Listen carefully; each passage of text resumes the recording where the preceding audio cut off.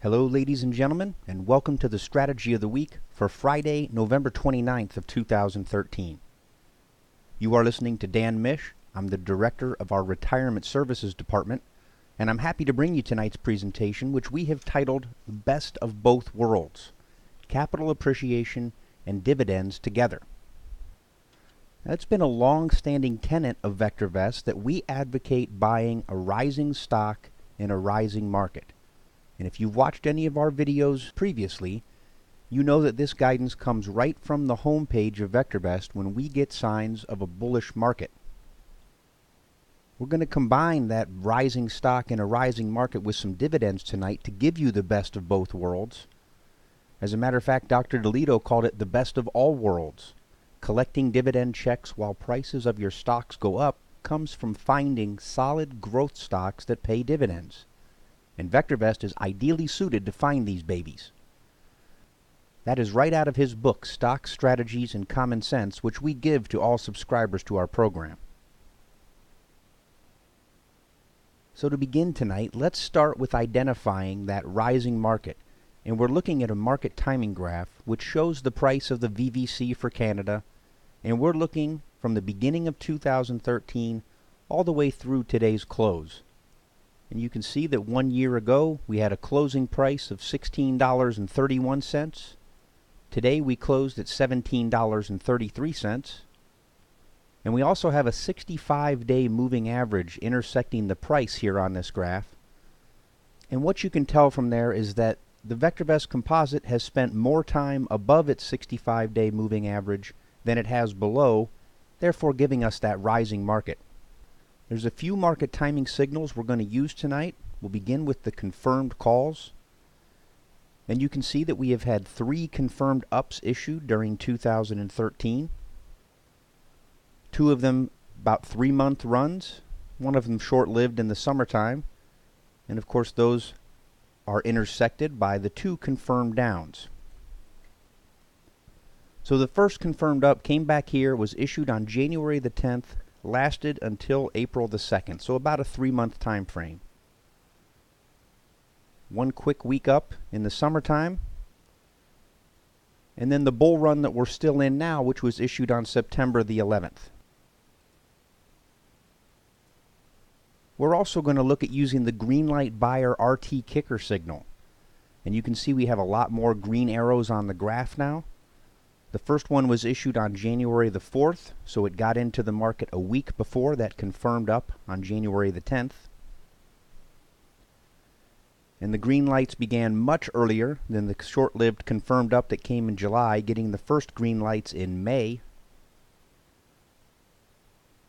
And then once again after the confirmed down, we started getting green lights in August as opposed to waiting to that confirmed up on September the 11th. So it is just a little bit of a quicker signal, and we'll see how we can use both of those. Now we've moved over into the Viewers tab, and over here to the left under Watch Lists, in a group called Special Watch Lists, we're looking at the one called Best New Highs. Last week, Brian D'Amico used some of these dividend watch lists, and you can go back and watch that video. Tonight we will use Best New Highs, which is a watch list of stocks that hit a new 52-week price high at some time during the week in which the watch list is dated. And this is updated weekly. So we're looking at the current time frame on the 29th. The top stock in the list is Air Canada, and on down the line. So for our first test, what I'm going to do is change this date back to the confirmed up that was issued on January the 10th. And now we're looking at the stocks as they appeared on that day. And we are just going to use baskets of 5 stocks tonight to keep it very simple and keep our management to a minimum. So the first quick test I'm going to do, I have run from the issue of the confirmed up to the confirmed down in April. Out of these 5 stocks, we had 4 winners, 1 loser, some very nice gains of 43 and 22%, and then the big loser of DNG is down 35%. So I doubt that would still be in your portfolio. Nevertheless, a 6.6% gain in that 3-month time frame. If I go back to change our date, and we can change from confirmed calls to the Greenlight Buyer RT Kicker, you'll see the first one of 2013 once again came on January the 4th. So our list will be repopulated. And our quick test run to the same date now gives us an overall gain of 10.5%, so getting into the market a little sooner worked out in this case. Took the gains up on your biggest winner, which was MCR, and it did limit the losses on your biggest loser on DNG. And remember, the quick test is just measuring the raw appreciation of the stock from point A to point B. If we scroll over and look, these top stocks here don't even have a dividend that they're paying currently. And so our task is to combine the power of this watch list, which gives you a rising stock under various rising market conditions, with some dividends. And for that, we'll move over to the Unisearch tab. And I've built a new search in here, and you can do the same for yourself at home. I've titled mine Best New Highs and Dividends, and it's in the My Long Searches group. There's only 3 parameters. The first of which is that the stock watch list must be equal to best new highs. So we're only going to be looking at stocks that hit those best new highs. That watch list is sorted automatically by VST, bringing the best stocks up to the top of the list. Our second parameter is the dividend yield must be at least 3%. That's on an annual basis. And we put that number in there just because we want to ensure we're getting a decent rate from our dividends.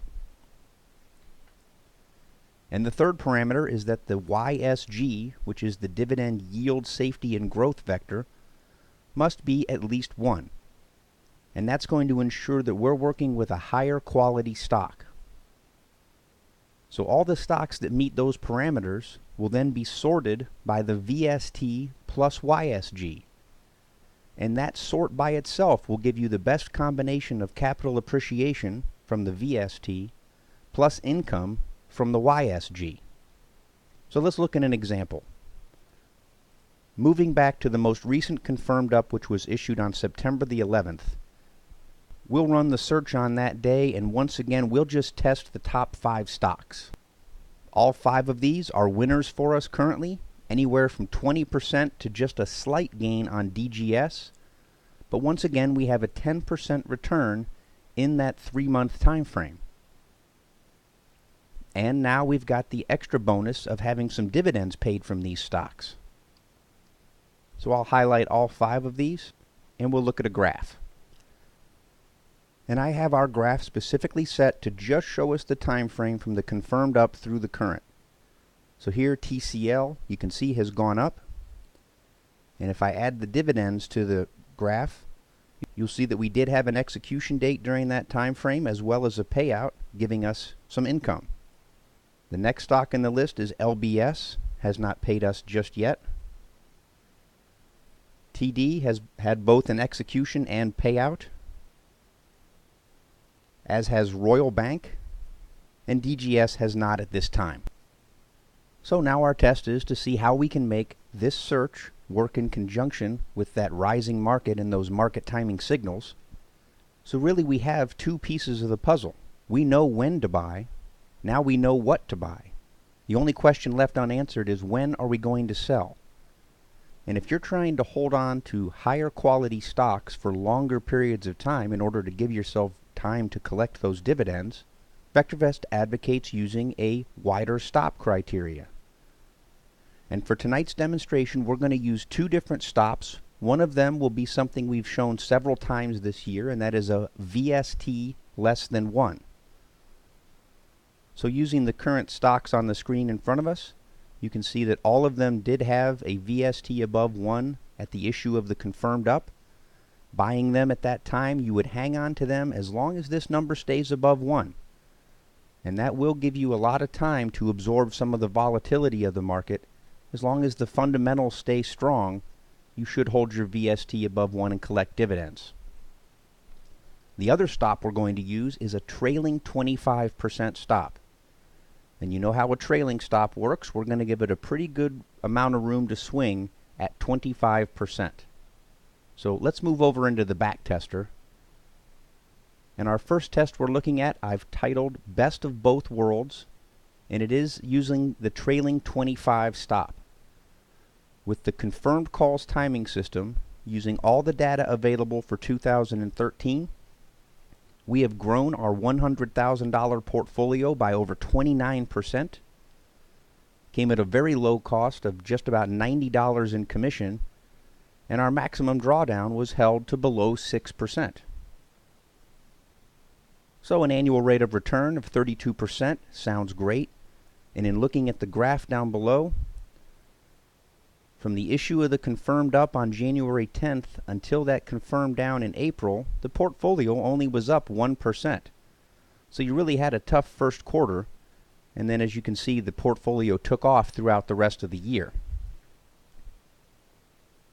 Now it does have 5 holdings in there currently, and 3 of the 5 were purchased back in January.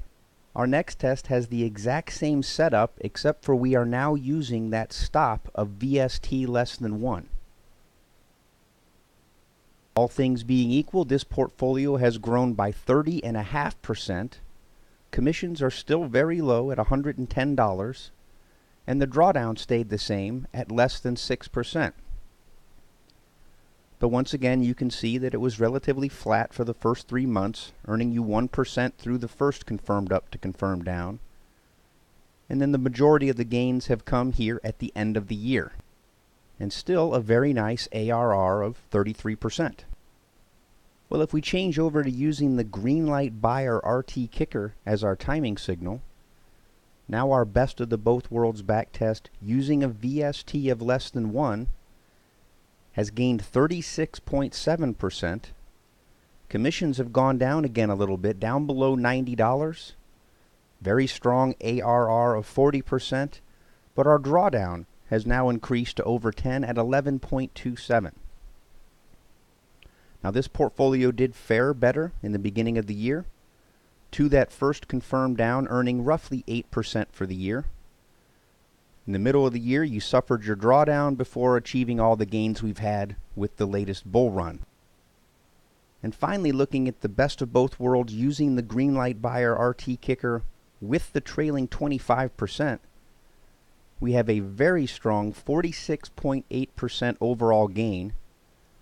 62.5% of our trades were winners. Commissions at just over $100 still. The drawdown gets better to back down below 10%. And it tells a similar story where you did make about 8%, fared better through the summer and didn't have that big of a drawdown, and were still able to fully participate in the market's late rise. In looking at the 5 holdings for this portfolio, 2 of them were purchased in January of this year, 2 in May, and the most recent was purchased in August. And remember, this appreciation of 46% is still just the appreciation of the stocks themselves. The income that you get from the dividends is extra. Here's a graph of Auto Canada, which has clearly had a very strong year with their price rising. And we've also had 4 execution dates in that time, giving us 4 different payouts. Easy Home tells a similar story of the price rising, and this has had 3 execution dates since purchase. Chesswood was purchased back here in May, and this is a monthly dividend payer, as you can see, so we're collecting a monthly check from holding that stock. Thomson Reuters also purchased back in May and has had 3 executions since then. And our shorter term holding LBS has not paid us a dividend as of yet during our holding time frame. I want to thank you for joining us for tonight's presentation. If you have questions, please call the number on your screen, and please stay with us next week.